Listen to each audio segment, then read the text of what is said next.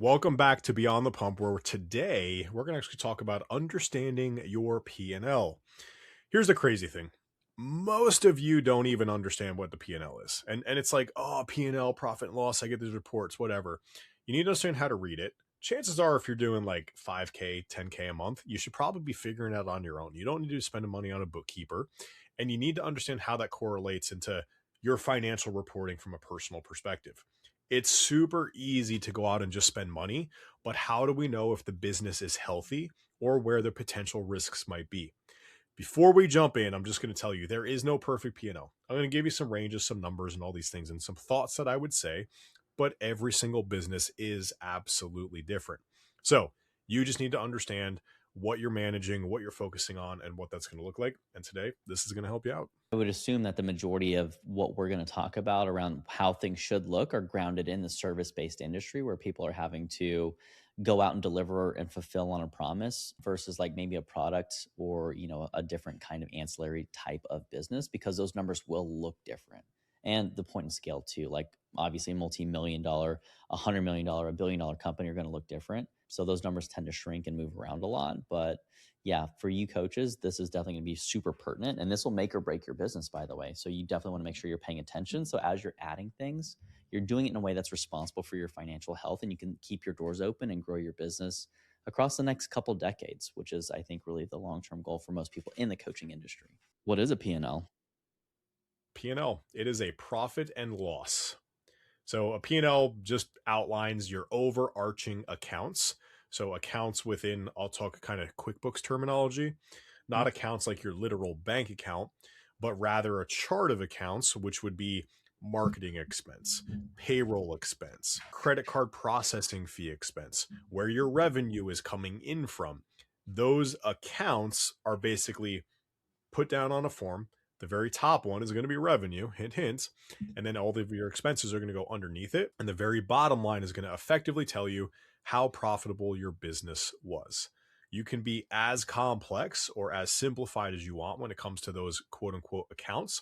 But at the end of the day, it should be a single summarized report over the period of time you're looking at, typically monthly, quarterly, or yearly, and just tell you what is the profit and or loss of your business during those times. If it's a single one, obviously it's going to be profit or loss.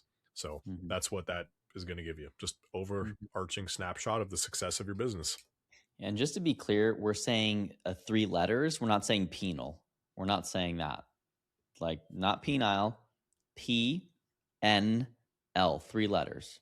So up top is your revenue. Here's all the money that comes into your business. And you might break that down if you're a simple business into literally one single line, or you might have an overarching line with like 3 sublines, 4 sublines of like, I sell a digital program, I sell this type of coaching, and I get affiliate revenue through this product, or whatever the things might be. You might break those up if you want some clarity there, if there's a certain reason to.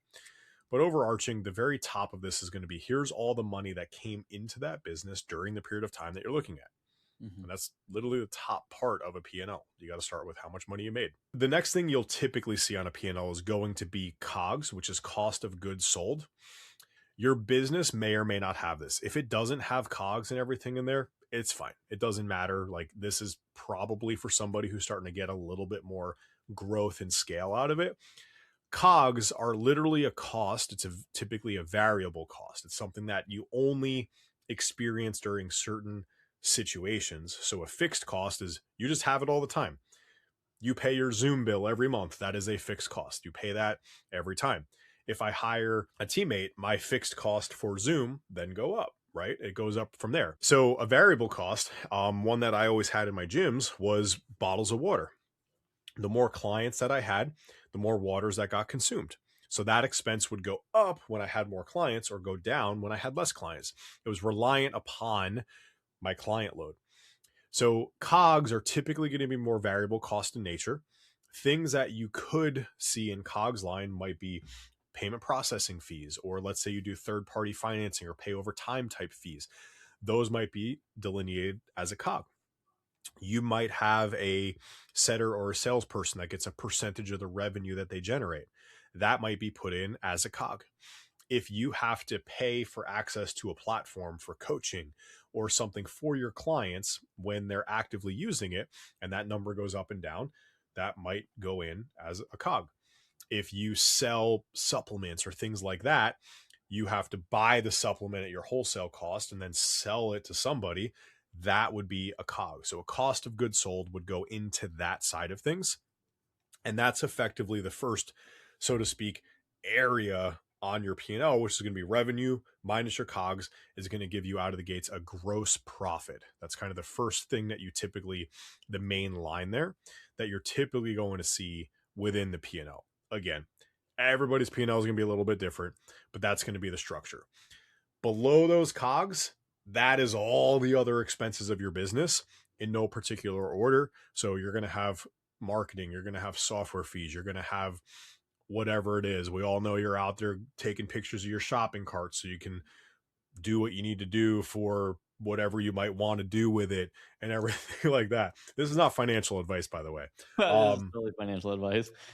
you if you're traveling to conferences for work and things like that, your travel stuff is going to be airplane. If you drive and you're a mobile trainer and you're using your vehicle and gas and things Mhm. like that, insurance, like health insurance for your team, all of those lines are going to be down below, and those are going to be all of your expenses unrelated to selling stuff. You'll then have a total expense line at the bottom to add all of that stuff up. So you then take your, what is your gross profit minus your expenses, and you now get your net profit or your net operating income. If you have debt and things like that, you would see all of that stuff down below, debt payoffs, and you might start to see, for example, interest and interest paybacks and just things like that that are down below that line. And then you would have a final subline of EBITDA, or earnings before interest, taxes, depreciation, and amortization. But if we're running a cash business, we're doing 50, 60, 100K a year, you're probably not getting that complex. But that, like, super, super loosely is going to be the structure of this one sheet P&L, so to speak.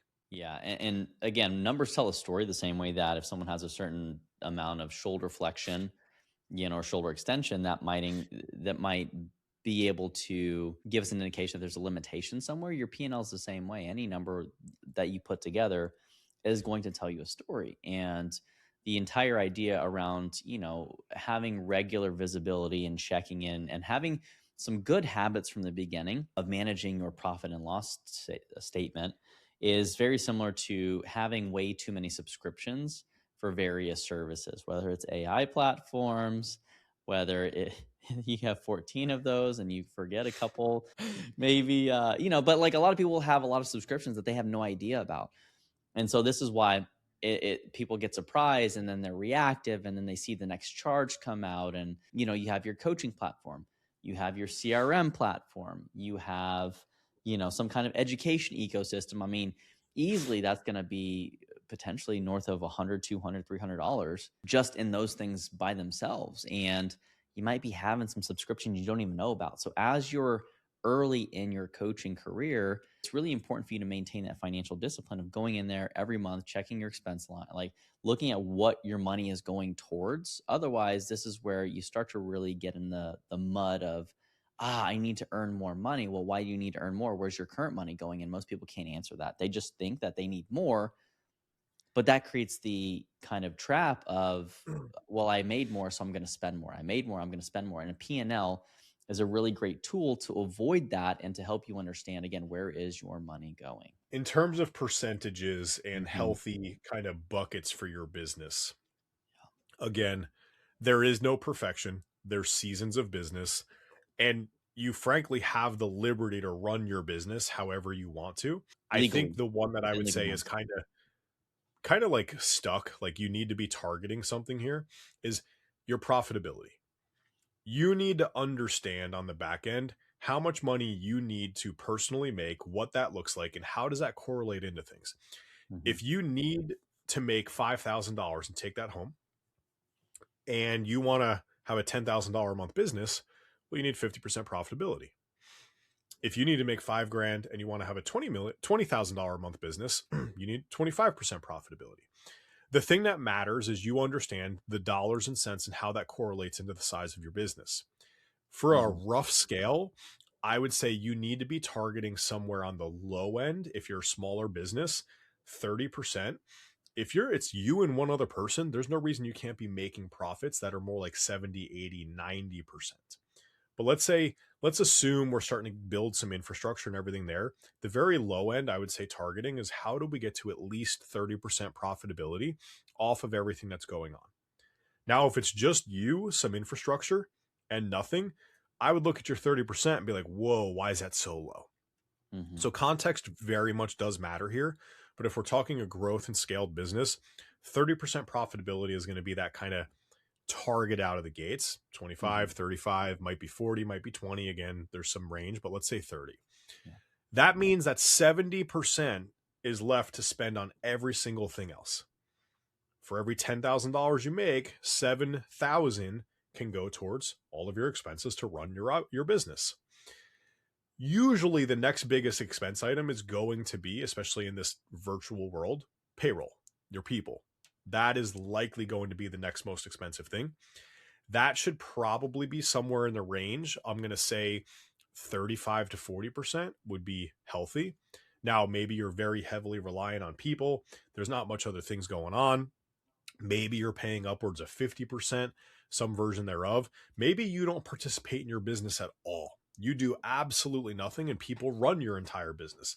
That's going to cost you more. Maybe it does push 55, 60% of your total and everything. So, again, situation kind of matters here. But I would say out of the gates, you're working in your business and you have a team. You're probably looking somewhere in the 40% range, 35, 45, somewhere in there. That's going to be a realistic, like, hey, here's what makes sense. And here's how Hmm. I can go and kind of grow and scale things on the other side. Yeah. Now, Yeah. 30% for you, 35, 40%. So let's say you got 30% left. 30 plus 40 is going to be 70. You got 30% left to spend on your business. That is where we're going to start to delineate into marketing and all of the other operational needs that your business has.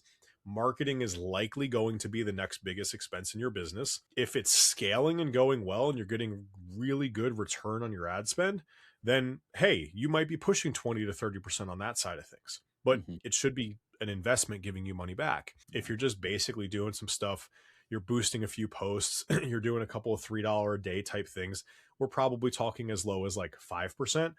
I'm going to tell you now, if you have zero marketing spend in your business, you don't have a real business. Just saying it. And coming from somebody who doesn't traditionally advertise on the internet, your marketing spend could also be travel and spending time with people and all those things that you're attributing there to help grow your network and do more of the Hmm. referral based marketing.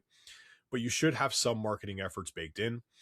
And then the last thing is you're probably spending somewhere between 5 to 20%, let's just call it 10 to 15% on infrastructure, softwares, and the actual things that help your business run on a day-to-day basis. So Hmm. G Suite, calendar, whatever, project management tool, Notion, 14 AI subscriptions, as Andrew so eloquently put out there. But those are the things that should help make you more efficient on that side. Yeah.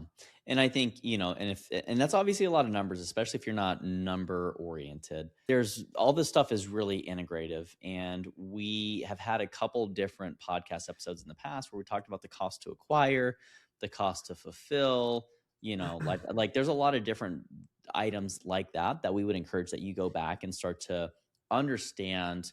This is more or less like the report card on some of those things. Obviously, there's you could talk about these topics for multiple episodes and still never really get to the bottom.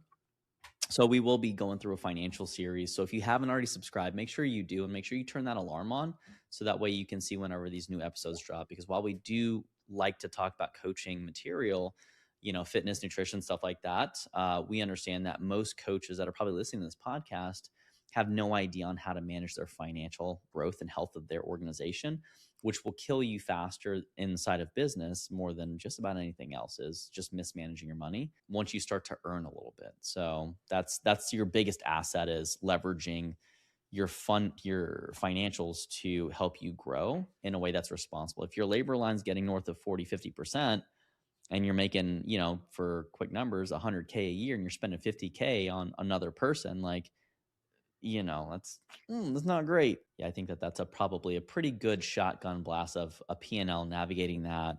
As I said, we'll dive into some more particulars across the next couple episodes in the future. So make sure you subscribe and leave us a review if you really found this valuable. And if you didn't, leave us a review anyway. And you know, yeah, that's all I have to say about that. Steve, anything from you as we wrap up? Understanding your numbers is like understanding your macros.